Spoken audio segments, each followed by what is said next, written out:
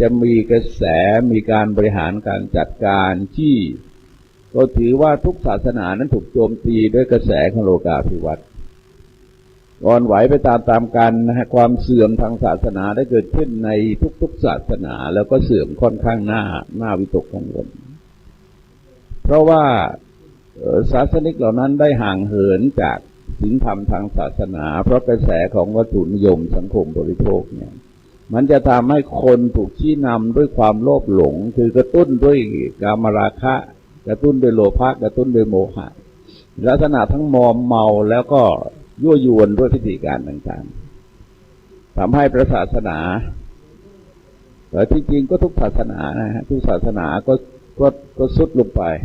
ในด้านของศาสนาศึกษากับศาสนาปฏิบัติ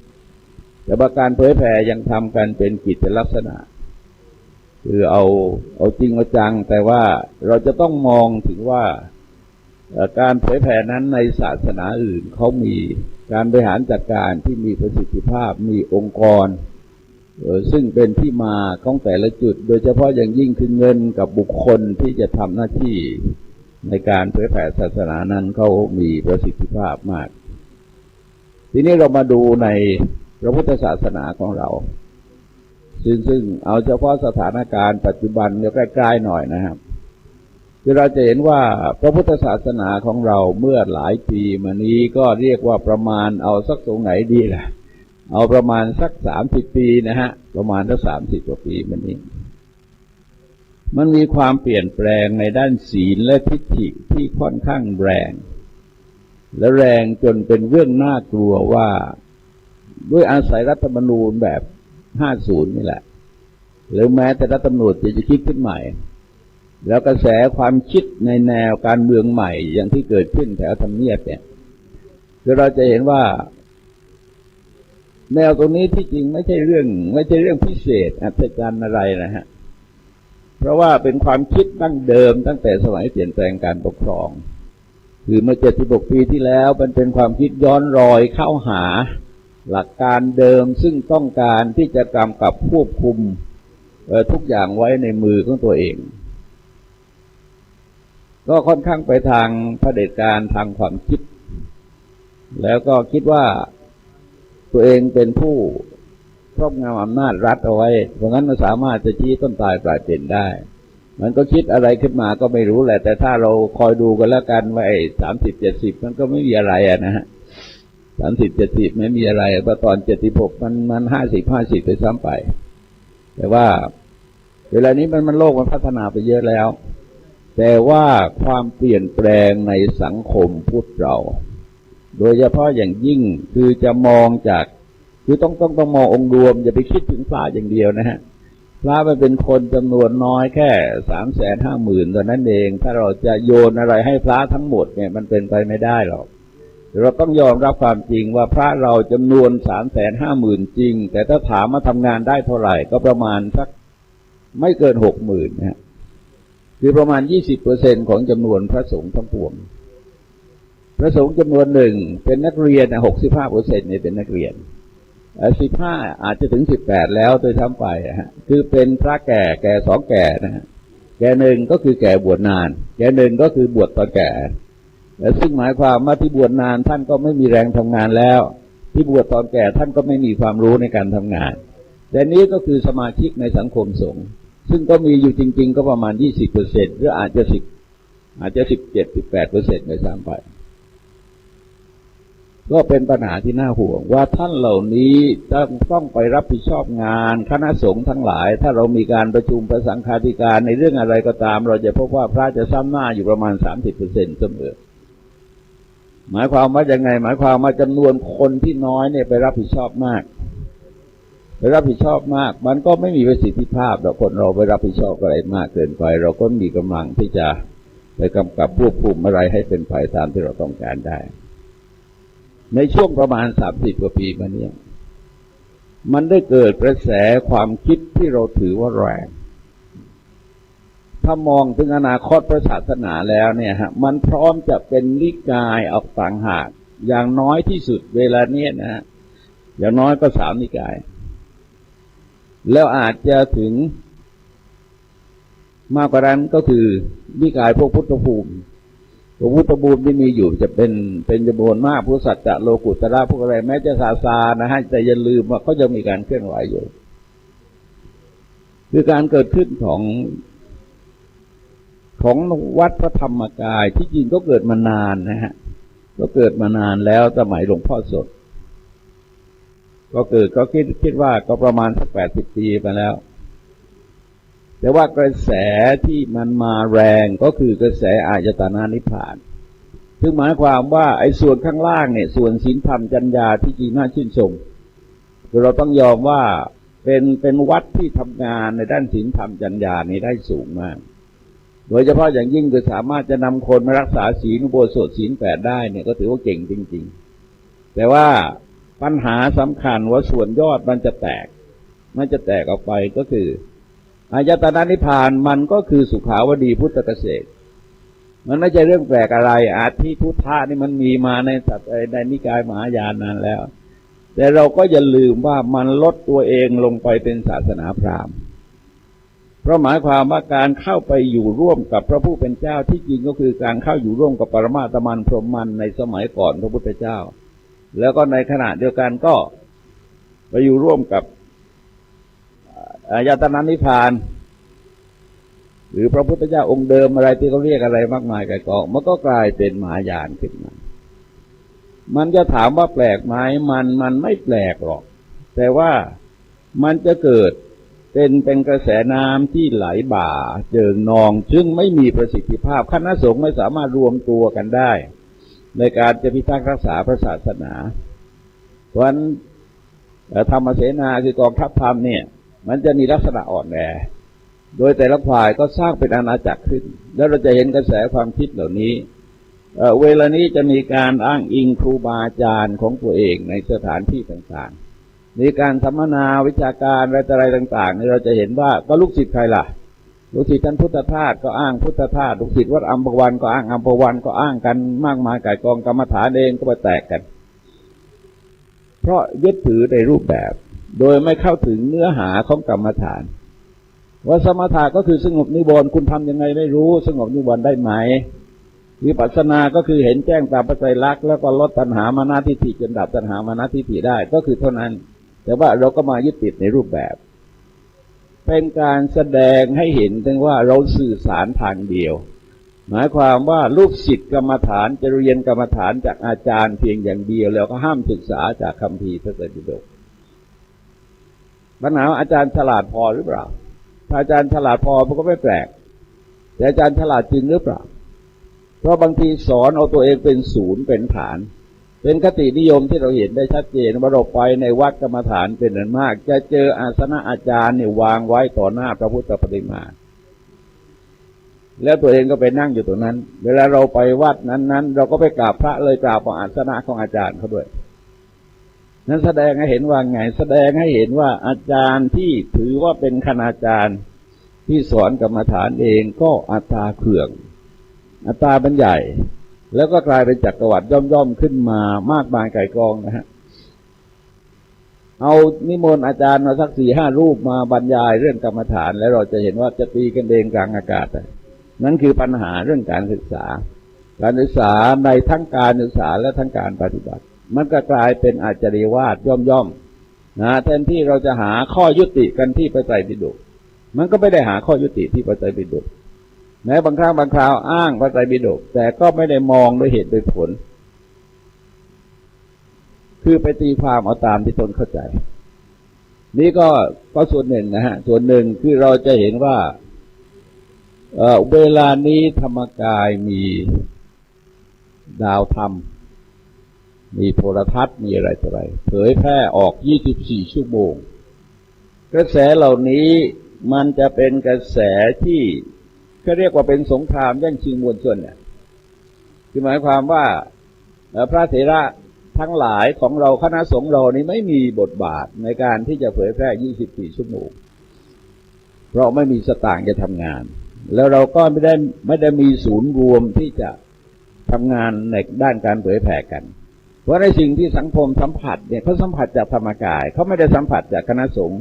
โดยสาธารณะโดยทั่วไปนะฮะเราจะเห็นว่าก็จะสัมผัสกับธรรมกายง่ายเวลานี้ธรรมกายมีสถานีวิทยุกระจายไปทั่วโลก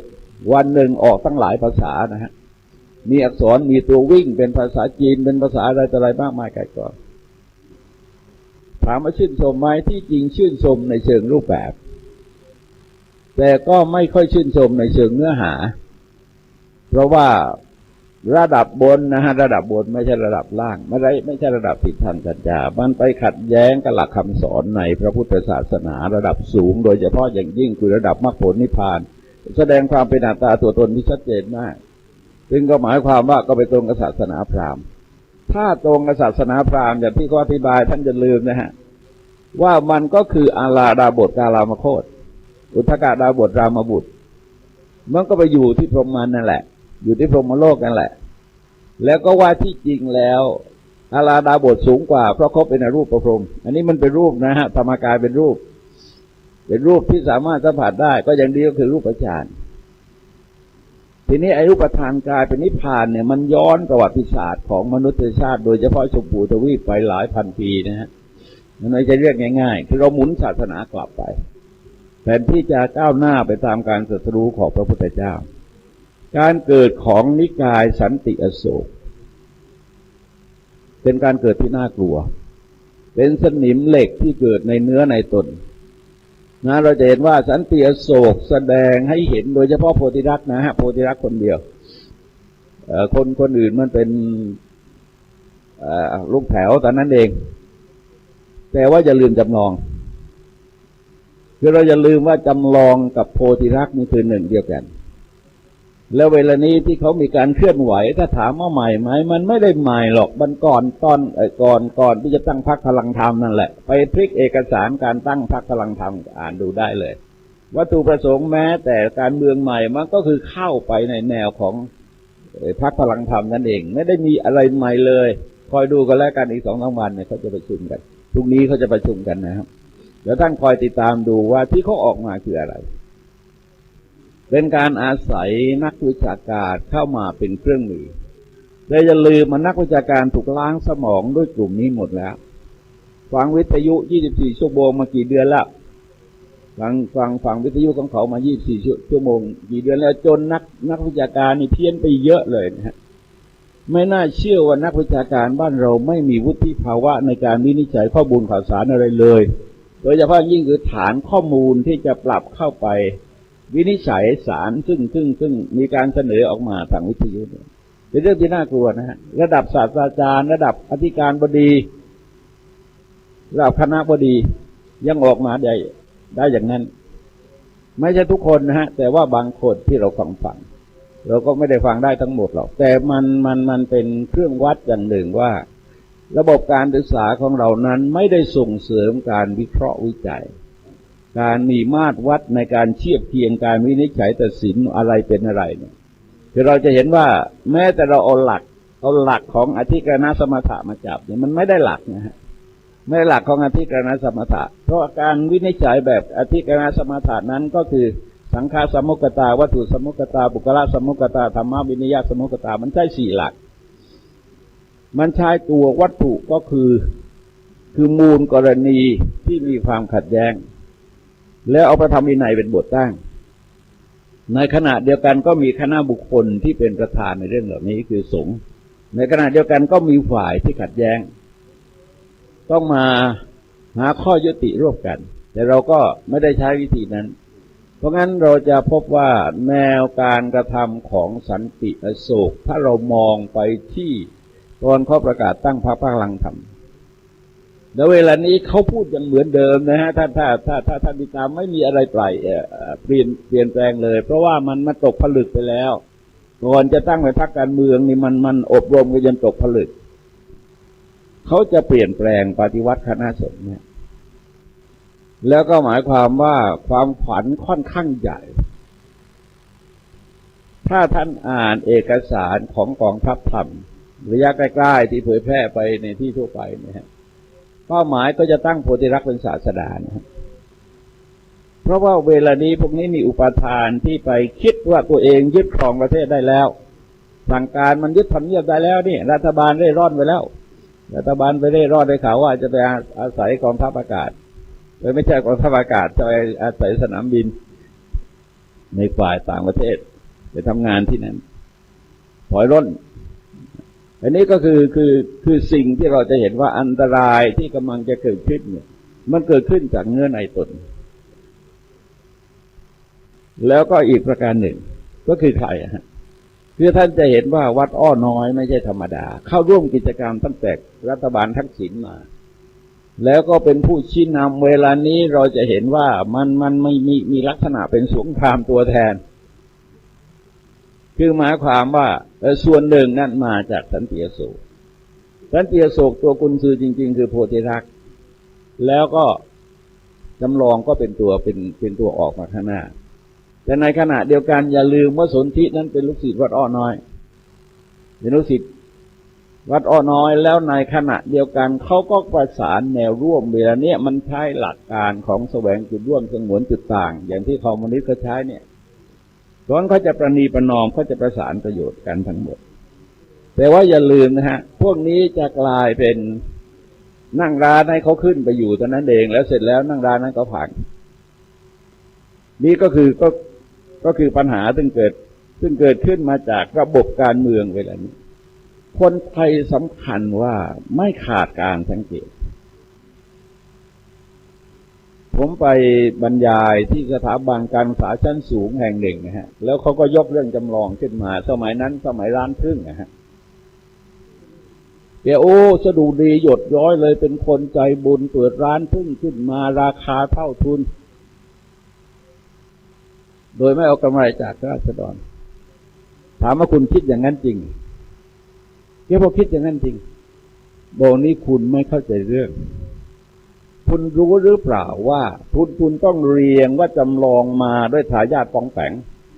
ตอนสมัครเลือกตั้งนะฮะเป็นทายาทปองแปงแล้วก็กลายเป็นหุ่นไล่กา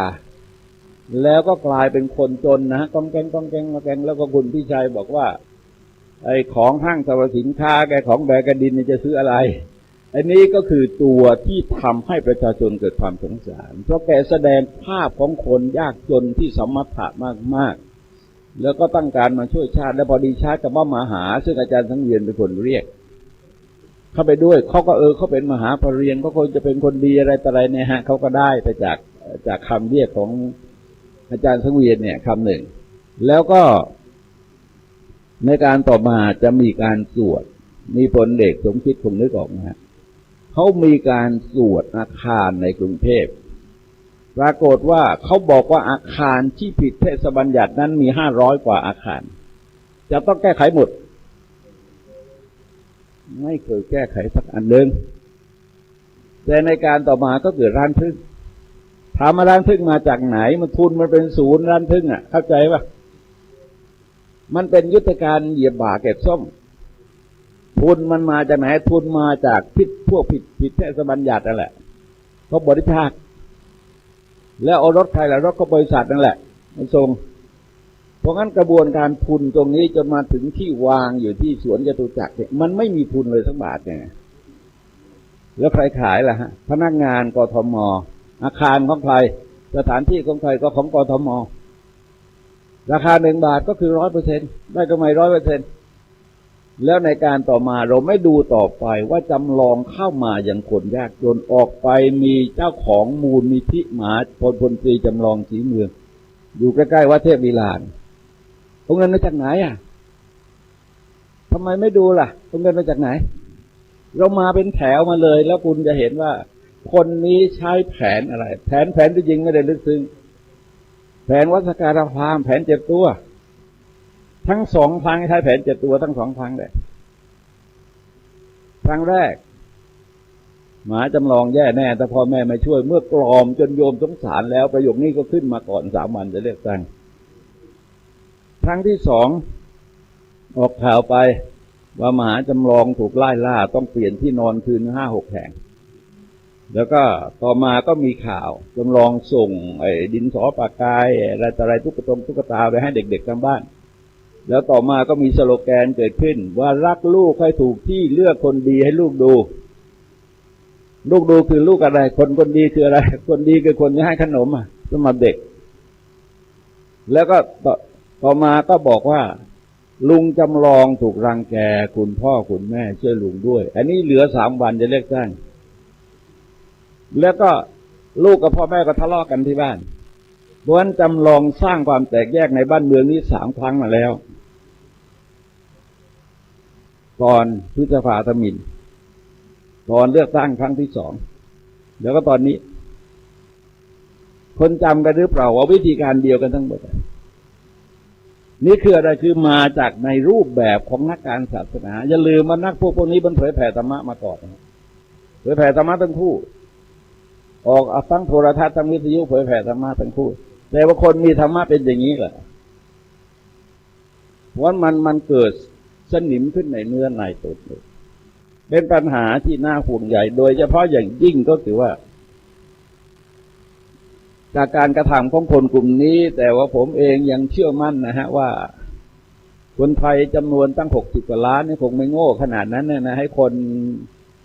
ปัญหาสำคัญว่าวันก่อนในสอนหนังสือระดับปริญญาโทนะฮะแกบอกว่าคนเป็นแสนถามว่าเอามาจากไหนเป็นแสนคุณรู้หรือเปล่าว่าสนามหลวงนะ69 ไร่69 ไร่1 ไร่เนี่ยเท่ากับ400 ตารางวา400 ตารางวาในก็ 1,600 ตารางเมตร1 ตารางเมตรเนี่ยคนอยู่ได้2 คนคุณใช้หัวคำนวณหน่อยสิสนามหลวงนะอยู่ได้100,000แต่ถ้าราชดำเนินต้องมาถึงราชดำเนินนอกต่อกันมาตั้งแต่ชายสนามหลวงนั่นแหละมาถึงราชดำเนินนอกจริงคนเป็นแสนรัฐสภาคนเป็นแสนโถ่จะ20,000ก็บุญแล้วอยู่ได้ที่ไหนแล้วสถานที่มันกินพื้นที่แล้วมัคควานเนี่ยคนอยู่ได้เป็นแสนยังไงทำเนียบมีกี่ไร่ที่ว่างเห็นไหมคนรับสารไม่ได้คิดเลยเขาบอกว่าแสนก็แสนคือนั้นมองดูจำลองบอกว่าเรามาเป็นแสนผมดูจริงๆไม่ใช่บาปกรรมอะไรถ้าเฉพาะที่โทรทัศน์ก็ถ่ายนะฮะไม่เกิน 3,000นี่คือเราเชื่อง่ายแสดงเร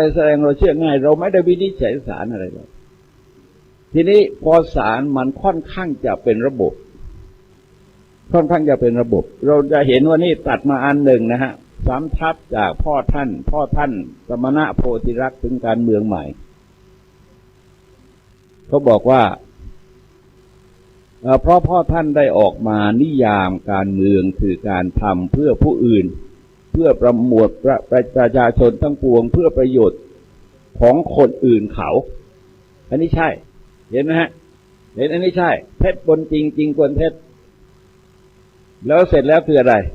สรุปว่านี่คือการเมืองที่พระพุทธเจ้านำพาทำมันไม่ใช่การเมืองของพระพุทธเจ้าเป็นการศาสนาเห็นไหมชักผสมกลมกลืนแล้วบรรทัดข้ามมานิดเดียวนั่นเองพระพุทธเจ้าไม่ได้ทำอย่างนี้ใช่บหุชนะหิตายะบูชนะสุขายะโลกานะกัปปายะหิตายะสุขายะเดวมนุษย์สานังแต่เป็นการอนุเคราะห์โลกที่ด่าก็ทุกวันเนี่ยอนุเคราะห์โลกที่ใส่ร้ายกล่าวหารัฐบาลยังไม่ได้แถลงนโยบายเลยมันบอกรัฐบาลชั่วเพราะอะไรมนุษย์ต้องทำชั่วพูดชั่วคิดชั่วแล้วเขายังไม่ได้ทำอะไรแล้วคุณบอกเขาชั่วได้ไงอันนี้เป็นอะไรเป็นความโกรธที่เกิดจากความโกรธเพราะโกรธทักษิณเพราะขอสตางค์ 23,000 ล้านไม่ให้แล้วก็โกรธก็เท่านั้นเองก็ไม่ได้มีอะไรคนหนึ่งก็ขอเงินขอสนับสนุนกิจกรรมของธนาคารให้ผู้จัดการธนาคารคนหนึ่งเป็นพวกกันจะไปแก้หนี้สินเขา 5,000 ล้านแล้วก็ถ้าถึงก็ช่วยไม่ได้เขาก็เกิดโกรธตั้งแต่วันนั้นมันไม่มีอะไรมันเป็นความโกรธที่เกิดขึ้นจากความโกรธแล้วก็ถือว่าพรรคพลังประชาชนเป็นพวกของทักษิณก็เกิดความโกรธจนถึงจะถอดรากถอนโคนนี่นายกใหม่ไปพลาดกันเนี่ยจะไปปูภาคกลางอีกละเขายืนอยู่ตรงนั้นมันไม่มีทางที่เขาจะไปเล่นด้วยหรอกคืนไปเจรจาแล้วโง่ตายเลยมันก็เหมือนกับทรยุทธ์นั่นแหละขึ้นมาถึงจะปูภาคกลางเลยเพราะเขาจุดยืนอยู่อย่างนั้นอย่าลืมว่าภาคใต้เนี่ยเป็นสงครามอุดมการณ์สู้อย่างนั้นไม่ได้อันนี้มันเป็นสงครามอุดมการณ์แต่อุดมการณ์เพี้ยนไม่รู้ว่าตัวเองมีสิทธิอะไรมีหน้าที่อะไรมีตำแหน่งอะไรมีอำนาจอะไรที่ทำเนี่ยไม่มีสักอย่างหนึ่ง แล้วคนไม่ยอมรับได้ยังไงเป็นครูบาอาจารย์เป็นอะไรต่ออะไรต่างๆมากไม่ยอมได้ยังไงอาการกระทำอย่างนี้มันต้องสิทธิมันต้องมีอำนาจมันมีหน้าที่มันมีสิทธิมันมีตำแหน่งแล้วก็ระบบประชาธิปไตยอำนาจอธิปไตยของปวงชนชาวไทยเธอได้รับอำนาจจากปวงชนชาวไทยมาหรือเปล่าทำไมเราไม่มีนิจฉัยล่ะนี่คือจุดอ่อนของเราที่จะนำไปสู่ปัญหาก็คือว่าคนของเราไม่วินิจฉัยศาลรับศาลแล้วก็เชื่อจริงลองสังเกตดูนะฮะพระพุทธเจ้าสามารถทำในขณะที่ยุคนั้นสังคมเป็นสมบูรณาสิทธิราชย์สังคมทานท่านตั้งอิสระรัฐอิสระได้อย่างอิสระเสรีเห็นไหมเอาไปสวมตัวเองว่าตัวเองที่ประกาศแยกไปจากคณะสงฆ์นั้นมันเป็นไปตามรอยบาทพระพุทธเจ้าพระพุทธเจ้าตั้งรัฐอิสระเสรีขึ้นมาเห็นไหม4-5 บรรทัดได้โกหก2 ครั้งแล้วโกหก2 ครั้งแล้วไม่ต้องเอาทางหน้าแล้วเอาทางหน้าวิจารณ์ได้3 ชั่วโมงยังไม่จบเลยเก่งมากก็ถือว่าวิธีพูดผสมกลมกลืนเก่งมากเลยเท็จปนจริงจริงปนเท็จเอาจริงมาตั้งก่อนแล้วก็เอาตัวเองเข้าเคลือบคลานแล้วไปสวมกับจริงแล้วก็หลบไปถึงไปตั้งประเด็นใหม่แล้วก็เคลือบคลานเข้าไปก็ผสมตัวเองเป็นตัวที่ถูกต้องเป็นตัวเองเป็นเดินตามหลักพระพุทธเจ้าทั้งหมดแล้วก็บอกว่าไงท่านตั้งรัฐอิสระอย่างเสรีไปที่รัฐไหนไปที่แคว้นไหนพระเจ้าแผ่นดินแต่ละแคว้นแต่ละรัฐยอมให้ท่านมีรัฐอิสระมีที่ไหนพระไปไหนต้องเสียภาษีราชานางนวัติตุงอนุวัตตามบ้านเมืองเขาเวลาจะบัญญัติพระวินัยก็ต้องดูที่ว่าบ้านเมืองเขาว่ายังไงห้ามมาศกเนี่ยเขาทำยังไงถามบ้านเมืองเขาแล้วก็คนที่จะบวชเนี่ยถ้าบ้านเมืองมีผิดกฎหมายบ้านเมืองเนี่ยบวชให้ไม่ได้มันไม่มีลักษณะอย่างเงี้ยแต่ว่าเพื่อจะสวมตัวเองไงเพื่อสวมตัวเองที่ทำนอกวินัยนอกเราเรียกว่าจะคุณพรหมกุณาภรณ์บอกว่าทำพระธรรมวินัยให้วิปริตจะทำตัวเองให้วิปริตจากพระธรรมวินัยให้ทำตัวเองให้วิปริตจะทำวินัยมันเรื่องส่วนตัวขึ้นนรกสวรรค์ก็เรื่องตัวแกแต่ว่าทำวินัยให้วิปริตเนี่ยมันยอมไม่ได้ประการต่อไปก็คืออะไรคือโดยใครมาอยู่ในธรรมนูญของท่านทุกรัฐพระเจ้าแผ่นดินแต่ละรัฐยอมหมดสุดยอดการเมืองดูสิเห็นไหมพูดเรื่องการศาสนาเอาไปสวมกับการเมืองแล้วโมเมไปเรียบร้อยเลยคนมันนึกว่าจริงจริงแต่ว่าไหนตัวอย่างไหนตัวอย่างคุณจะเอาสงครามของพญาติมาเป็นหลักเลยสงครามพระญาติพระยุพระเจ้าไปห้ามไปอ่านดูเถอะรับสั่งถามมาถ่ายทำอะไรการมหาบพิตรทะเลาะกันจะทะเลาะกันเรื่องอะไรเรื่องน้ำกับกษัตริย์นี่อะไรราคาแพงกว่ากษัตริย์แพงกว่ารับสั่งถามเป็นการสมควรหรือที่จะเอาน้ำซึ่งมีราคาน้อยมาแลกกับกษัตริย์ที่มีราคามากท่านก็ตัดสินพระทัยของท่านเองราชวงศ์ศักยะโกริยะก็ตัดสินพระทัยเองแล้วพระพุทธเจ้าก็รับสั่งว่าคนในขณะที่คนทั้งหลายหมายมั่นทะเลาะกันอะไรต่างๆเนี่ยเราไม่หมายมั่นไม่ทะเลาะกันกับใครอยู่เย็นเป็นสุขดีเนาะก็เท่านั้นเป็นพุทธอุทานเฉยๆมันไม่มีตัวอย่างอะไรเลยแต่ท่านลองสังเกตว่าคนที่รู้นะมีสักกี่คนใช่พวกเรารู้ว่านี่คือเท็จแต่ว่าคนอื่นล่ะการออกโทรทัศน์เป็นการสาธารณะเพราะงั้นปัญหาอย่าลืมว่าเวลานี้มันมีเรื่องเหล่านี้มันไปสอดแทรกเข้าพอแทรกเข้าในที่สุดคนจะแตกที่ไหนแตกที่ศีลกับทิฏฐิเหมือนเดิมสังคมไทยจะแตกกับเรื่องศีลกับทิฏฐิเหมือนเดิมและโดยเฉพาะอย่างยิ่งคือทิฏฐิจะแตกแยกออกไปคุณอย่าลืมการที่นายกรัฐมนตรีอย่าลืมว่านายกนี่ก็ธรรมกายนายกใหม่เนี่ยมาจากธรรมกายนี่ก็ที่ธรรมกายรู้ติดเอกเลยปัญญาเขาเป็นอุบาสิกาอยู่ที่นั่นเราก็ขออย่าให้เขาเอาเรื่องการเมืองเข้ามาเกี่ยวข้องกันแล้วกันแหละเพราะงั้นมันจะยุ่งกันใหญ่ในที่สุดคณะสงฆ์เนี่ยคณะสงฆ์ถึงคราวที่จะต้องตื่นตัวยอมรับความจริงว่าเราอยู่อย่างนี้ไม่ได้เพราะอย่าลืมว่าพระพุทธปฏิฐานของพระพุทธเจ้าเนี่ย ต้องการให้คณะสงฆ์มีการศึกษาประพฤติปฏิบัติสัมผัสผลเผยแผ่ดูแลพระศาสนานี่คือภารกิจในการดูแลพระศาสนาที่เรามีหน้าที่จะต้องทำให้ประสบความสำเร็จแล้วอย่าลืมนะในที่นี้ยังไปอ้างอะไรอีกมากมายก็ที่ขำที่สุดก็คือว่าเขาตั้งปัญหาประเด็นนะฮะประเด็นว่าการเมืองยุคหลังสมัครสุนทรเวชจะเป็นยังไงเพราะท่านว่าไงสมณโพธิรักษ์สามารถตอบได้และสามารถแจกแจงออกไปเป็นข้อเลยว่าเป็นยังไงโปรดอ่านนะหนึ่งคงไม่มีใครคิดอยากจะทำเลวร้ายกว่านี้คงผิดสมัครทำผิดอะไรเขายังไม่ได้ทำอะไรเขายังไม่ได้ทำอะไรเลยแล้วสมัครอย่าลืมว่าเขาประกาศมา30 กว่าปีแล้วจับให้ได้ว่าเขาทุจริตแม้แต่บาทเดียวเนี่ยเขาไปตัดหัวพวกแกงที่ไหนก็ได้คนอื่นเชื่อไม่เชื่อไม่รู้ว่าผมเชื่อว่าคนนี้เสียงเขาดังเพราะว่าปุคลิกก็เป็นอย่างนั้นแต่ว่าเข้าใกล้และอบอุ่นนะครับเป็นคนที่เข้าใกล้และอบอุ่นใครที่รู้จักสมัครคุ้นเคยสมัครแล้วจะเห็นว่าเป็นคนที่อบอุ่นแล้วเป็นมิตรแล้วก็จริงใจกับคนอันนี้เห็นไหมฮะกล่าวหาเขาแล้วก็ที่สำคัญอย่างยิ่งคือบอกว่าแล้วเราก็ทำสำเร็จเป็นตัวอย่างที่น่าชื่นชมคือพฤติกรรมของตัวเองเนี่ยทำสำเร็จเป็นตัวอย่างที่น่าชื่นชมรู้เห็นกันทั่วโลกประชากรโลกชื่นชมกับวิธีการของเรามากเนี่ยหนังสือพิมพ์คนเขียนคอลัมน์เนี่ยเสียดายนะชื่อดวงตาวรรณศิลป์แกเชื่อนะฮะแกเชื่อเราจะเห็นว่า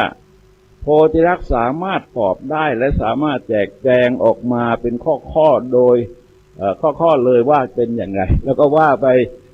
ข้อที่สองว่าไงถึงอยากจะทำฝีมือทำไม่ถึงได้ง่ายๆหรอกอาตมาคนที่เลวได้ขนาดปานนี้เกิดมาแล้วก็หายไปยากเหมือนกันใครเลวกว่าฮะสมัครปีกุลโพธิรักษ์ปีจอฮะเกิดมาก่อนโพธิรักษ์เกิดมาก่อนสมัครปีหนึ่งคือถ้าเลวก็แสดงว่าแกเลวมานานกว่าอย่างน้อยก็1 ปีคือด่าเขาได้ยังไงมันไม่มีหลักฐานอะไรเลยนี่คือสมณะคือผู้ไม่เป็นข้าศึกกับใครๆในโลกปัญหาเวลานี้จึงเป็นปัญหาที่คณะสงฆ์จะต้องปรับบทบาทแล้วจะต้องทำงานในเชิงรุกแล้วก็ในขณะเดียวกันเนี่ยต้องนำสู่ระบบการเรียนการสอนให้รู้จักวิเคราะห์วิจัยธรรมะไม่ใช่เพราะว่าอะไรแล้วก็เชื่อกันแล้วในที่สุดเราจะแตกกันเรื่องศีลเรื่องทิฏฐิดังกล่าวปัญหาเหล่านี้เป็นปัญหาที่ต้องอาศัยพุทธภาวะคือความเป็นผู้ตื่นสาวกของพระสัมมาสัมพุทธเจ้าเป็นผู้ตื่นแล้วก็ตื่นอยู่ด้วยดีแล้วก็ตื่นอยู่ในการทุกเมื่อเพราะฉะนั้นภารกิจตรงนี้ท่านทั้งหลายลองสังเกตนะว่าอย่างศูนย์พิทักษ์พระพุทธศาสนาเนี่ยพระเองก็ซ้ำนะฮะพระเองก็ซ้ำโยมเองก็ซ้ำหรือแสดงว่าคนที่เห็นผลดีงามตรงนี้ไม่เพิ่มเท่าที่ควรเพิ่มนั่นแหละแต่ว่าไม่เพิ่มเท่าที่ควรแล้วที่สำคัญอย่างยิ่งมันก็เหมือนกับอะไรล่ะมันเหมือนกับนปช.กันเนี่ยมันเหมือนกับนปช.กับอะไรที่มัคควานเรียกชื่อก็ไม่ก็ถูกก็พันธมิตรใช่พันธมิตรมันก็ชื่อผิดแล้วมันไม่เป็นมิตรกับใครด่าเพื่อนทุกวันเป็นมิตรไงก็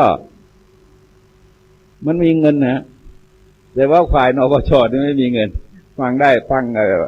ประชุมก็ได้วัน2 วันแล้วก็ไปไม่รอดท่านอย่าลืมนะฮะว่าศาสนาเวลาวิกฤตเนี่ยสื่อไม่เล่นด้วยกับเราท่านจะต้องสังเกตตอนสันติอโศกนึกออกนะประกาศนียกรรมตอนสันติอโศกที่คนที่เล่นด้วยกับเรามีหนังสือพิมพ์ฉบับเดียวคือสยามรัฐซึ่งคุมไว้ด้วยหม่อมราชวงศ์คึกฤทธิ์ที่ท่านรู้เรื่องหนังสือพิมพ์อื่นเนี่ยเอาเราไปเขียนเป็นหมาป่ากับลูกแกะโพธิรักษ์เป็นลูกแกะตัวสีขาวแล้วหมาป่าคือหมาเทมาคมสีดำล้อมไม่ให้ออกหนังสือพิมพ์ทั้งหลายไปตามหมดแล้วก็วิทยุก็ไปตามเอาเอกสารจากหนังสือพิมพ์ไม่ไปอ่านนี่คือแสดงให้เห็นว่าอะไรละการเวลาพิสูจน์คนนะฮะเราจะพบว่าพอเกิดวิกฤตขึ้นมาคณะสงฆ์จะถูกโดดเดี่ยว ถ้าคณะสงฆ์ไม่รีบเร่งสร้างคุณูปการให้สังคมสัมผัสได้ว่ามีพระสงฆ์ไว้ทำอะไรพระสงฆ์ให้ประโยชน์อะไรพระสงฆ์ช่วยเหลืออะไรแก่สังคมนี่ก็เป็นเรื่องที่ขอฝากเอาไว้คือจะพูดจริงๆมันก็ไม่ทันนะครับเพราะเรื่องมันเยอะแต่ว่าจะยกตัวอย่างให้ดูตกลงว่าเวลานี้เรานายกรัฐมนตรีเป็นลูกศิษย์ธรรมกายโพธิรักษ์ไม่ใช่จำลองเป็นลูกศิษย์โพธิรักษ์แล้วก็สนธิก็เป็นลูกศิษย์วัดอ้อน้อยซึ่งก็มันไม่ถึงกับแตกแยกอย่างเร็วอย่างโพธิรักษ์นี่แรงไปมากนะแต่อย่าลืมว่าพวกนี้พร้อมจะเป็นนิกายโดยอาศัยรัฐธรรมนูญฉบับนี้ถ้ายังไม่รีบแก้นะฮะมาตราที่ไร79ไหมฮะ79เนี่ยพร้อมที่จะเป็นนิกาย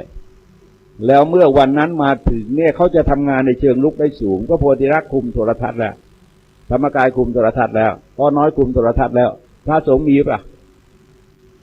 ไปเช่ากันตาเหลือกหาสตางค์ค่าเช่า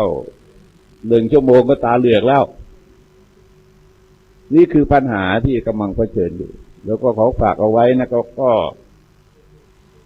เดี๋ยวคุณเทพบอกให้เว้นเวลาไว้สัก10 นาทีเพื่อจะท่านทั้งหลายได้เตรียมตัวก็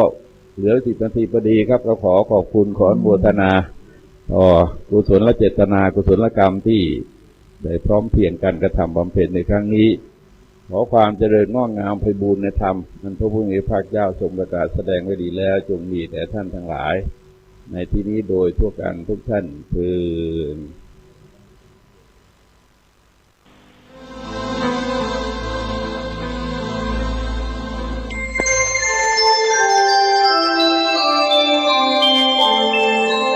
ขณะนี้ท่านกำลังฟังสถานีวิทยุกระจายเสียง FM 104.5 เมกะเฮิรตซ์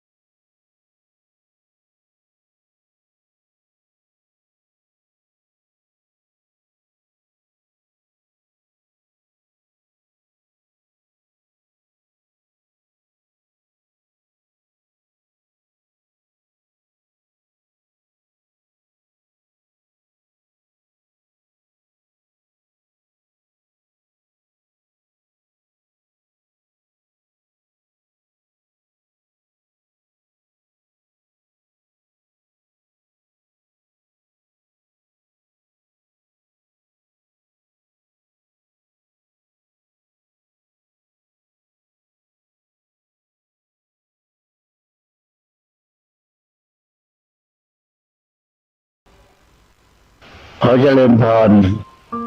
พี่น้องชาวไทยและพี่น้องชาวพุทธไทยทุกท่านอานุภาพพระธรรมวชิรโกศลเอาว่าวัดศรีโสดาพระอารามหลวงวันนี้เป็นวันวาระดีๆขึ้นปีใหม่ปีพุทธศักราช 2568 ได้เวียนมาถึงพวกเราทั้งหลายถ้าพูดถึงอายุสังขารทั่วไปแต่ละคนก็เพิ่มอายุขึ้นมีอายุมันสูงขึ้นแต่พูดถึงกิจกรรมทำประโยชน์ให้แก่พระศาสนาก็ดีให้แก่ตนเองก็ดีก็จะเป็นโอกาสอันดีที่เราจะได้ปรับปรุงชีวิตความเป็นอยู่ของเราเดี๋ยวดูข้างหลังสิ่งที่เราพูดปฏิบัติมาอาจจะผิดพลาดพอขึ้นปีใหม่ปีนี้ก็ตั้งใจจะแก้ไขสิ่งเหล่านั้นแล้วก็นำมาประพฤติปฏิบัติทั้งนี้เพื่อความสุขความเจริญก็ยึดถือพระธรรมคำสั่งสอนขององค์สมเด็จพระสัมมาสัมพุทธเจ้า มาใช้ในชีวิตประจำวัน ก็จะทำให้ชีวิตของท่านทั้งหลายอยู่เย็นเป็นสุขมีความมุ่งมั่นปรารถนาสิ่งใดอันเป็นไปในทางที่ชอบประกอบด้วยธรรมสิ่งเหล่านั้นก็จะสำเร็จแก่ท่านทั้งหลายทุกท่านทุกคนเถิดขอความเจริญในธรรมจะมีแด่ท่านผู้ฟังทั้งหลายเสียงธรรมจากมหาวิทยาลัยศรีปทุมในวันนี้จะนำเสนอประเด็นหลักในพระพุทธศาสนาประเด็นหนึ่งคือถ้าเรามองจากพยานของพระพุทธเจ้าที่ทำให้พระพุทธเจ้าทรงตรัสรู้แล้วก็ได้เป็นพระพุทธเจ้านั้นก็ทรงบรรลุพยาน3ประการพยานแรกก็คือปุเพนิวาสานติญาณทรงระลึกชาติต่างๆของพระองค์และของบุคคลอื่นย้อนเข้าไปสู่อดีตไกลได้มันก็แสดงถึงความมีอยู่แห่งสังสารวัฏหรือสำรวจปัจจุบันที่เขาพูดบนชีวิตหลังตายข้อที่2เรียกว่าจุตูปปาตญาณบ้างเรียกว่าทิพจักษุบ้างแต่ในกรณีที่เป็นการดูกรรมคือความแตกต่างของคนของสัตว์ทั้งหลายนั้นก็จะเรียกว่าจุตูปปาตญาณแปลว่าพระปรีชาญาณอย่างรู้การจุติและการเกิดของสัตว์ทั้งหลายว่าเป็นไปเพราะกรรมอะไรทั้ง2ประการนี้จะมีคำสอนในระดับที่เรียกว่าวัตตกามิกุศลคือเป็นการยกระดับจิตของตนให้สูงขึ้นประณีตขึ้นเขาเรียกว่าตกแต่งภพชาติให้เป็นนิจส่วนข้อสุดท้ายนั้นเป็นวิวัตกามิกุศลคือว่าเป็นผลสูงสุดของการปฏิบัติได้แก่การบรรลุอาสวัคญาณคือทำให้อาสวะหมดไปสิ้นไปจากพระทัยซึ่งในแง่ของความเป็นจริงแล้วในสัตว์โลกเราที่จะเข้าถึงจุดอาสวัคญาณเนี่ยมันจะมีได้น้อยมากๆอย่างนี้ก็อยู่ในจุดของการตกแต่งภพชาติให้ประณีตขึ้นไปก็มีความสุขสูงขึ้นยาวขึ้น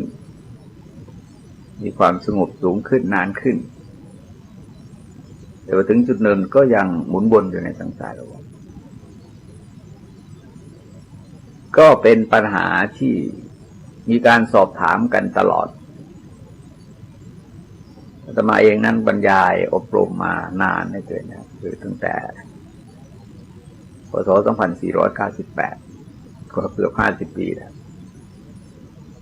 เวลามีการบรรยายแล้วก็เปิดโอกาสให้ซักถามที่ใดก็ตามแล้วคนวัยใดก็ตามมันจะมีคำถามที่เกี่ยวกับกรรมและสังสารวัฏอยู่ทุกแห่งเรื่องนี้ก็เป็นปัญหาที่เก็บสะสมเอาไว้ก็เลยนำมาบรรยายในที่นี้ในประเด็นว่าชีวิตนี้ใครลิขิตก็เพื่อศึกษาหลักการของชีวิตความเป็นมาของชีวิตเงื่อนไขปัจจัยของความมีชีวิตต่างๆว่าในพระพุทธศาสนานั้นพระพุทธเจ้าทรงแสดงไว้อย่างไรเป็นการนำข้อความเหล่านั้นมาจากหลักคำสอนของพระพุทธเจ้าหรือการอธิบายของพระตถาจารย์เราจะพบว่าเรื่องของชีวิตนั้นเป็นปัญหาที่มีการถกเถียงและศึกษาสอบสวนกันอยู่เป็นนั้นมากแต่ก็ยังหาข้อยุติไม่ได้ว่าชีวิตที่แท้จริงเนี่ยคืออะไรกันแน่แต่ถ้าหากว่าเรามองจากหลักที่พระพุทธเจ้าได้ทรงแสดงเอาไว้ก็จะพบว่าเรื่องของชีวิตนั้นเป็นเรื่องกระบวนการตามธรรมชาติประการหนึ่งซึ่งเกิดขึ้นดำรงอยู่แล้วก็เสื่อมสลายไปตามเหตุปัจจัยชีวิตจึงเป็นองค์ประกอบอยู่ของ2 ฝ่ายที่ฝ่ายที่เป็นรูปธรรมกับฝ่ายที่เป็นนามธรรม อย่างที่ทรงแสดงไว้ในมหาตัณหาสังคยสูตรว่ามารดาบิดามีฤดูมารดาบิดาร่วมกันมารดามีฤดูนะมารดาบิดาร่วมกันซึ่งก็เป็นตัวสร้างปัจจัยที่เป็นรูปธรรมแต่ว่าข้อที่สามนั้นต้องใช้คำว่ากันทโพอุปัฏฐิโตคือมีปฏิสนธิวิญญาณเกิดขึ้นในขันธ์คำว่าขันธโพนั้นหมายถึงกลุ่มของวิชาคือความรู้ไม่จริงกับสังขารคือกรรมที่บุคคลกระทำเอาไว้เป็นบุญบ้างเป็นบาปบ้างแตกต่างกันสองประการนี้รวมกันเข้าสร้างขึ้นเป็นปฏิสนธิวิญญาณแล้วก็ถือกำเนิดในขันธ์มารดาเป็นต้นแต่เนื่องจากกำเนิดทรงจำแนกแสดงไว้ถึง4ประเภทแต่โปรดเข้าใจว่าเป็นการแสดงนะฮะคือกำเนิด4ประเภทแต่เขามีอยู่ก่อน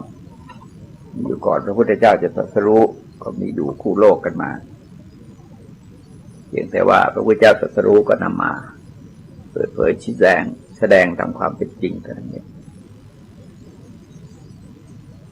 ประการแรกเรียกว่าชลาภุชะคือบังเกิดในขันธ์แล้วคลอดออกมาจากขันธ์มารดาเช่นคนหรือสัตว์ทั้งหลายคือส่วนใหญ่มันก็จะอยู่ในประเภทอันตชาเกิดในไข่คือผ่านกันเป็นกระบอกฟองไข่มาก่อนแต่จึงฟักออกมาเป็นตัวเช่นเป็ดไก่เป็นต้นสังเสทยะเกิดจากของสกปรกเช่นพวกเชื้อโรคพวกไวรัสพวกเชื้อต่างๆเนี่ยซึ่งบางอย่างเราก็มองเห็นได้ด้วยตาบางอย่างเราก็มองไม่เห็นต้องใช้กล้องจุลทรรศน์เข้าไปส่องดูแล้วโอปปาติกะคือเกิดโดยผุดขึ้นตามปกติกายจะไม่ปรากฏแก่จักษุประสาทของสามัญชนแต่จะปรากฏแก่ทิพยจักษุของพรามทั้งหลายเขาเรียกบางทีว่าอทิสมานกายคือผู้มีกายที่ไม่ปรากฏหมายความว่าไม่ปรากฏแก่จักษุประสาทไม่ได้หมายความว่าไม่มีกายเพราะพวกนี้ก็ได้แก่พวกเปรตพวกสัตว์นรกพวกเทวดาพวกพรหมก็สรุปว่านอกจากมนุษย์กษัตริย์เดรัจฉานแล้วก็จะอยู่ในกลุ่มของโอปปาติกะเพราะโอปปาติกะที่จริงจะมากนะฮะจะมากแต่ถ้านับจำนวนตัวเล็กตัวน้อยก็พวกที่เกิดในสิ่งสกปรกก็เยอะนะฮะพวกเกิดในไข่ก็เยอะพวกนี้บางทีจึงเรียกว่าอาทิสมานกายแปลพวกที่มีกายที่ไม่ปรากฏแก่ตาเนื้อประเด็นของปัญหาก็ควรจะแคบลงมาเพราะเรื่องของชีวิตมนุษย์เนี่ยเมื่อเรามองจากสายของปัจจัยการคือปฏิจจสมุปบาทที่ทรงแสดงกระบวนการของชีวิตไว้ว่าเมื่อมีอวิชชาก็จะเป็นปัจจัยเกิดสังขารเมื่อมีสังขารก็จะเป็นปัจจัยเกิดวิญญาณเมื่อมีวิญญาณก็จะเป็นปัจจัยเกิดนามรูปเมื่อนามรูปเหล่านั้นเจริญเติบโตขึ้นเต็มที่ก็จะมีอายตนะแล้วคลอดออกมาจากคันของมารดาตาหูจมูกลิ้นกายใจก็จะทำหน้าที่สมบูรณ์เรียกว่ามีอายตนะครบทั้ง6ประการเมื่อมีอายตนะแล้วตาเห็นรูปหูฟังเสียงจมูกดมกลิ่นลิ้นลิ้มรสกายถูกต้องเย็นร้อนนอนแข็งใจสึกนึกถึงอารมณ์ก็เกิดเป็นผัสสะคือการกระทบเมื่อกระทบก็จะเกิดความรู้สึกชอบหรือรู้สึกไม่ชอบหรือรู้สึกเฉยๆก็จะกลายเป็นเวทนาที่แปลว่าความเสวยอารมณ์เพราะเวทนามันออกมาจากการกำหนดอารมณ์ที่เราพอใจเราก็เป็นสุขเวทนาไม่พอใจก็เป็นทุกขเวทนาเฉยๆก็เป็นอทุกขมสุขเวทนาคือไม่สุขไม่สุขไม่ทุกข์เมื่อเวทนาก็จะมีตัณหาคืออยากในส่วนของความสุขได้เพิ่มสุขขึ้นแม้แต่ความอยากต้องการใจพ้นทุกข์พินหรือว่าทุกข์พินาศไปหรือเสื่อมสลายไปก็กลายเป็นอาการของตัณหา นั่นก็คือสิ่งที่เราเรียกว่าวิภวตัณหาไม่ต้องการได้ไม่ต้องการมีไม่ต้องการเป็นไม่ต้องการเกี่ยวข้องยุ่งเกี่ยวเมื่อมีตัณหาก็จะเกิดเป็นอุปาทานตามความยึดมั่นถือมั่นของบุคคลเมื่อมีอุปาทานก็จะเป็นปัจจัยนำไปสู่ภพคือการเกิดในสถานที่ต่างๆสรุปแล้วก็คือการมาพบรูปภพอรูปภพซึ่งอาจจะเป็นการกระทำสิ่งที่เป็นบุญเป็นบาปก็จะนำไปสู่ภพหรือกำเนิดต่างๆใหม่ก็กลายเป็นชาติคือความเกิดก็เกิดใหม่ครั้งหนึ่งก็หมุนวนกันอยู่อย่างนี้แม้ที่จะมีการแสดงเรื่องความเป็นมาของชีวิตแตกต่างกันโดยพื้นฐานทางการศึกษาค้นคว้าของบุคคลทั้งหลายก็ตามแต่เมื่อเรามองจากหลักของปฏิจจสมุปบาทหรือปัจจัยการเป็นสิ่งที่อาศัยกันและการเกิดขึ้นแล้วก็จะพบว่ากระบวนการของชีวิตนั้นเป็นปรากฏการณ์อย่างหนึ่งของธรรมชาติแต่ในขณะเดียวกันบุคคลสามารถที่จะเปลี่ยนแปลงปรากฏการณ์ของธรรมชาติเหล่านี้ให้อยู่เหนือธรรมชาติได้โดยการทำลายวัฏจักรใหญ่ก็คืออวิชชาให้หมดไปสิ้นไปผลกระทบต่อสัตว์นั้นก็ชื่อว่าสงบระงับดับไปอย่างหมดสิ้นกระบวนการของชีวิตจึงทรงแสดงไว้ทั้งสายของการเกิดสายของการดับซึ่งหมายความว่าถ้าวิชาดับสังขารดับสังขารดับเมื่อสังขารดับวิญญาณก็ดับเมื่อวิญญาณดับนามรูปก็ดับเมื่อนามรูปดับอายตนะก็ดับเมื่ออายตนะดับผัสสะก็ดับผัสสะดับเวทนาก็ดับเวทนาดับตัณหาก็ดับเมื่อตัณหาดับอุปาทานก็ดับอุปาทานดับภพก็ดับเมื่อภพดับชาติคือความเกิดก็ดับเมื่อไม่มีความเกิดความแก่ความเจ็บความตายมันก็ไม่มีเป็นต้นเนี่ยก็จะไม่มีการหมุนเวียนของชีวิตก็ยุติเพราะฉะนั้นเวลาแสดงสถานะของพระพุทธเจ้าทรงแสดงไว้อย่างชัดเจนว่าการหลุดพ้นนี้ไม่กำเริบชาตินี้เป็นชาติสุดท้ายพบใหม่สำหรับพระองค์เนี่ยไม่มีอีกต่อไปแล้วซึ่งก็หมายความมาพุทธะทั้งหลายทั้งอรหันตสัมมาสัมพุทธะปัจเจกพุทธะสาวกพุทธะเนี่ยเมื่อนิพพานแล้วก็ชื่อว่าดับไปเลยเหมือนเป็นการดับของไฟที่ดับไม่เหลือเชื้ออยู่คือไม่มีเชื้อลงเหลืออยู่เวลาพูดถึงพระอรหันต์ทั้งหลายในพระสูตรต่างๆจะบอกว่าขีณาชาติชาติสิ้นแล้วพรหมจรรย์ได้อยู่จบแล้วกิจที่ควรทำได้ทำเสร็จแล้วกิจอื่นอีกเพื่อความเป็นอย่างนี้ไม่ได้มีและในที่อื่นก็จะเล่าถึงมารเที่ยวแสวงหาปฏิสนธิวิญญาณของพระอรหันต์แต่ก็หาไม่พบเมื่อกราบทูลถามพระพุทธเจ้าพระเจ้าก็ทรงแสดงว่าถ้ารูปนั้นไม่มีปฏิสนธิวิญญาณคือจะไม่เกิดในกำเนิดใดกำเนิดหนึ่งทั้งสิ้นคือไม่เกิดในกำเนิดทั้ง4ประการนะครับเพราะฉะนั้นเรื่องของชีวิตถ้ามองจากสายตาของพระพุทธศาสนาก็จะได้คำตอบว่าชีวิตคือกระบวนการธรรมชาติซึ่งอาศัยเหตุปัจจัยให้เกิดขึ้นเขาก็เกิดขึ้นเหตุปัจจัยเสื่อมสลายไปความเป็นชีวิตก็เสื่อมสลายตามไปทำให้คำสอนในทางพระพุทธศาสนาแบ่งออกเป็น2ระดับหนึ่งที่เรียกว่าวัฏกรรมกุศลคือกุศลที่ทำคนให้ยังหมุนวนอยู่ในสังสารวัฏมีการสอนให้กระทำความดีในระดับต่างๆและความดีเหล่านั้นก็คือพวกกุศลธรรมหรือสิ่งที่เรียกว่าบุญทั้งหลายแล้วก็ทำให้ท่านผู้นั้นมีวิชาเจือจางลงการกระทำของท่านก็เป็นบุญมากยิ่งขึ้นมีการกระทำบาปน้อยลงบุญก็ปรุงแต่งสร้างขึ้นเป็นปฏิสนธิวิญญาณไปถือกำเนิดในกติภพที่ดีมีความประณีตต่างๆก็จะเกิดขึ้นโดยลำดับแต่ในขณะเดียวกันถ้าวิชาดับหมดสิ้นไปบุญบาปก็ดับตามไปด้วยการมาเกิดในสังสารวัฏก็ยุติชีวิตจึงปรากฏเป็นในรูปลักษณ์ต่างๆก็จะหมดสิ้นไปท่านจะเรียกบุญระดับนี้ว่าวิวัตกามีกุศลคือกุศลที่ทำคนให้หลุดพ้นจากสังสารวัฏ ไม่มีการเวียนว่ายตายเกิดอีกต่อไปถ้าเราตั้งปัญหาถามว่าพระพุทธศาสนาแสดงว่าชีวิตมีความเป็นมาอย่างไรเนี่ยเราจะพบว่าเรื่องของความเป็นมาของชีวิต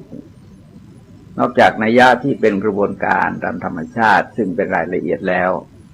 ยังได้เล่าไว้ในรูปของวิวัฒนาการแห่งชีวิตคือเริ่มต้นด้วยอภัสรพรหมลงมากินม้วนดินร่างกายหยาบขึ้นไม่สามารถจะกลับไปสู่พรหมโลกได้ก็กลายเป็นมนุษย์ขึ้นในโลกนี้แสดงเห็นว่าเดิมทีเดียวชีวิตของมนุษย์เนี่ยก็เริ่มจากวัตถุเรืองแสงอย่างหนึ่งแต่เมื่อคลุกคล้าวกับบรรยากาศโลกมีความเกี่ยวข้องกับบรรยากาศโลกตลอดถึงการบริโภคอาหารหยาบๆเข้าไปในสุดร่างกายก็เริ่มมีการเปลี่ยนแปลงไปตามกฎของธรรมชาติจนกลายเป็นรูปแบบเป็นชีวิตขึ้นมาในโลกนี้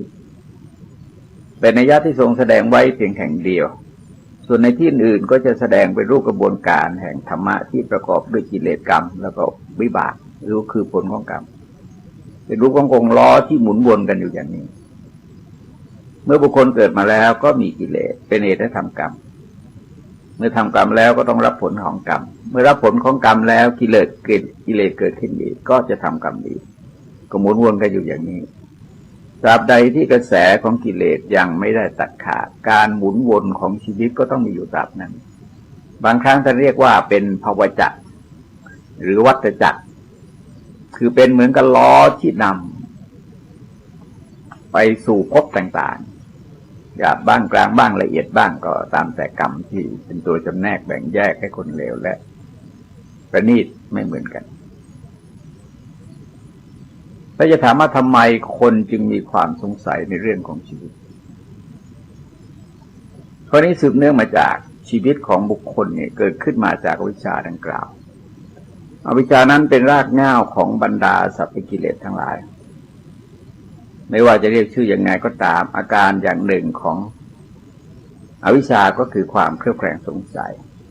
หรือความฟุ้งซ่านนะฮะที่จริงความเครือบแคลงสงสัยนั้นก็ได้มีอยู่ภายในใจมนุษย์ตั้งแต่ไหนแต่ไรมาแล้วมนุษย์จึงไม่ได้สงสัยเฉพาะเรื่องของชีวิตอย่างเดียวแต่จะสงสัยทุกสิ่งทุกอย่างที่เกิดขึ้นในชีวิตของตัวเองข้อนี้เพิ่งสังเกตว่าอะไรก็ตามที่เราสัมผัสครั้งแรกคือได้เห็นได้ยินได้สูดดมได้ลิ้มได้จับต้องในครั้งแรกเนี่ยจะเริ่มต้นจากความไม่รู้ก่อนจากนั้นก็จะหาวิธีพิสูจน์ทดสอบด้วยประการต่างๆอาการเหล่านี้เราสามารถสังเกตได้แม้ในสัตว์เดรัจฉานทั้งหลายซึ่งจะเริ่มต้นด้วยความไม่รู้และจะนำไปสู่ความเครือบแคลงสงสัยใครจะรู้ใครจะเข้าใจในสิ่งเหล่านั้นจนเพียรพยายามที่จะพิสูจน์ด้วยวิธีการต่างๆตราบใดที่ยังพิสูจน์ไม่ได้ความเครือบแคลงสงสัยก็ย่อมจะมีอยู่ภายในใจตราบนั้นฉะนั้นปัญหาเรื่องของชีวิตจึงมีอยู่เสมอท่านจึงแสดงความสงสัยในจิตใจของมนุษย์ว่ามีอยู่ในการทั้งสามดังข้อความที่ปรากฏในพระคัมภีร์วิสุทธิมรรคเป็นใจความว่า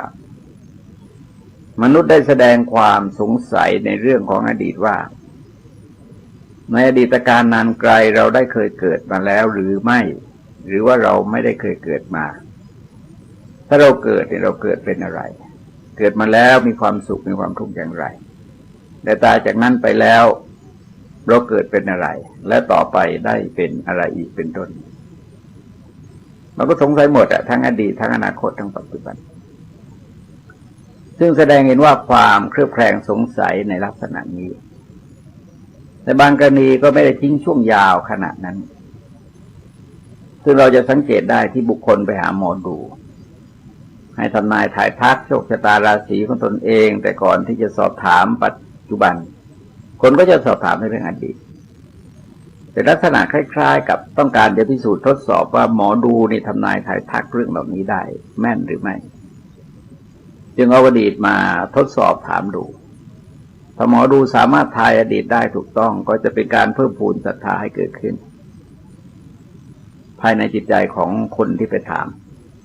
แล้วก็จากนั้นก็จะถามในเรื่องปัจจุบันแล้วก็ถามเรื่องอนาคตเหล่านี้ซึ่งเราจะเห็นว่าความเครือบแคลงสงสัยในลักษณะเหล่านี้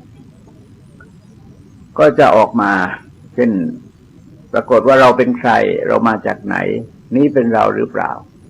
เรานี้เป็นสัตว์มาจากไหนแต่ก่อนเรามาสู่โลกนี้เรามาจากไหนต่อไปเราจะไปไหนเนี่ยก็ถามไปเรื่อยๆข้องใจสงสัยกันไปเรื่อยๆมันก็เหมือนกับที่เราถามในชีวิตประจำวันความคิดเหล่านี้เมื่อบีบช่วงสั้นข้าวออกมาในรูปของการสอบถามพวกหมอดูหรือพวกทรงเจ้าเขาผีหรือพวกนั่งข้างในต่างๆเป็นต้นที่จะปรารภถึงเหตุการณ์เรื่องราวที่ตนจะประสบในปัจจุบันใกล้ๆและเพื่อความมั่นใจคำทำนายทายทักในช่วงปัจจุบันก็จะถามถึงเรื่องอนาคตถึงคู่ครองหน้าที่การงานความเจริญก้าวหน้าการจะได้ลาภประโยชน์เป็นต้นที่จะมีในอนาคตและความเครือบแคลงสงสัยเหล่านี้เองก็จะกระจายตัวเองออกไปสู่อนาคตแล้วก็ลากยาวไปจนถึงหลังตายว่าเราตายไปแล้วเราจะเกิดอีกหรือไม่หรือว่าเราไม่เกิดอีกถ้าจะเกิดนี่จะเกิดที่ไหนจะมีสุขมีทุกข์อย่างไรตอบจากนั้นแล้วก็จะไปเกิดที่ไหนเป็นต้นนี่คือเรื่องของความเครือบแคลงสงสัยซึ่งมีอยู่ภายในจิตใจของบุคคลทั้งหลายไม่ว่าในส่วนใดของโลกก็ตามฉะนั้นการดิ้นรนแสวงหาคำตอบเรื่องเหล่านี้จึงมีมาตั้งแต่ไหนแต่ไรแล้วและมีบุคคลทั้งหลายเป็นอันมากเพียรพยายามที่จะให้คำตอบในเรื่องเหล่านี้ข้อนี้พึงสังเกตว่าเมื่อมีปัญหาอย่างใดอย่างหนึ่งเกิดขึ้นในชีวิตของบุคคลเราสอบถามบุคคลทั้งหลายว่าทำไมจึงเป็นเช่นนั้นปัญหาก็จะกลับไปอยู่ที่ว่าเรามาถามใครคนนั้นมีพื้นฐานความรู้ความเชื่อในเรื่องเหล่านั้นอย่างไรเขาก็จะตอบไปตามศรัทธาคือความเชื่อของเขาหากว่าถามคนที่มีพื้นฐานความเชื่อในแนวของจีนโบราณก็จะบอกว่าเป็นเรื่องของฟ้าดินท่านกำหนดเอาไว้ให้เป็นเช่นนั้นไม่มีใครสามารถที่จะฝ่าฝืนหรือขัดขืนองค์การของฟ้าได้และไม่มีใครจะเปิดเผยองค์การของฟ้าได้เพราะฟ้าได้กำหนดมาให้เป็นเช่นนั้นแต่ถ้าถามพวกหมอดูก็อาจจะบอกว่าดาวนั้นทับดาวนั้นดาวนั้นเล็งดาวนั้นเป็นเหตุการณ์เช่นนั้นจึงได้เกิดขึ้นวิธีแก้ไขก็จะว่ากันไปตามความเชื่อถือ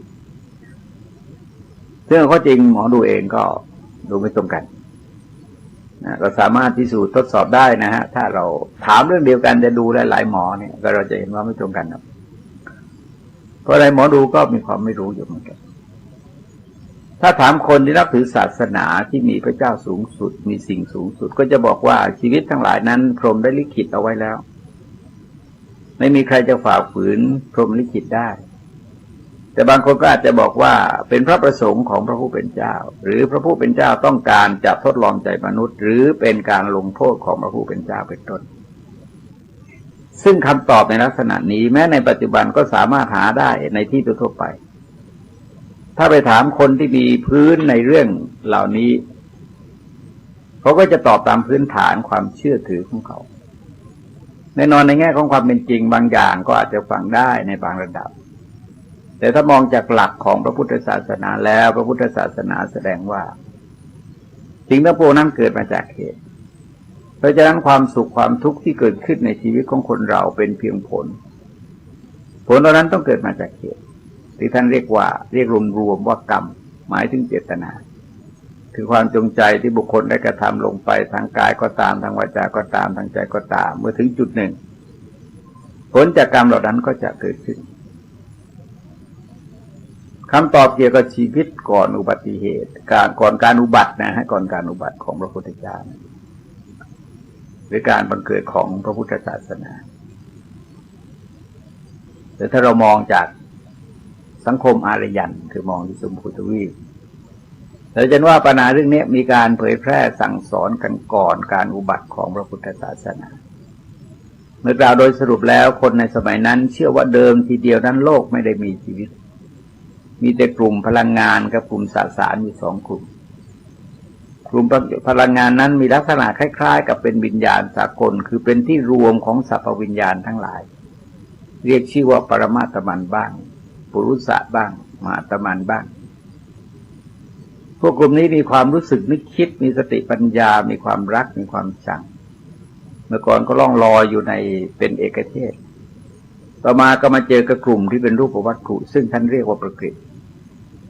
กลุ่มปรมาตมันก็เกิดพอใจกำหนัดยินดีในกลุ่มของประกฤติจึงกลายเป็นสรรพชีวิตต่างๆบังเกิดขึ้นในโลกและในการต่อมาก็ได้มีการแสดงถึงพวกปรมาตมันหรือปุรุษะหรือมหาตมันมีลักษณะค่อนไปทางรูปธรรมเช่นเรียกว่าพรหมันบ้างพระพรหมบ้างท่านพวกนี้ก็กลายเป็นผู้สร้างสรรพชีวิตทั้งหลายในโลกหรือแสดงว่าเมื่อก่อนสิ่งทั้งหลายไม่มีสิ่งเหล่านั้นได้เกิดขึ้นด้วยการนึกคิดของพระพรหมโดยการบันดาลของพระพรหมโดยการสร้างของพระพรหมพระพรหมจึงเป็นอนาชิคือไม่มีเบื้องต้นเป็นอนันตะคือไม่มีที่สิ้นสุดดำรงอยู่ยั่งยืนตลอดกาลไปสิ่งทั้งหลายนั้นเป็นส่วนย่อยที่มาจากพรหมในที่สุดก็จะกลับไปอยู่รวมกับพระพรหมอีกซึ่งถือว่าเป็นจุดหมายปลายทางของชีวิตในท่ามกลางความคิดในแนวนี้เองยังมีการถกเถียงปัญหาเรื่องชีวิตอยู่เป็นอันมากเช่นได้ทรงแสดงไว้ในปาสาธิกสูตรในทีฆนิกายปฏิปวัคค์ทรงเล่าถึง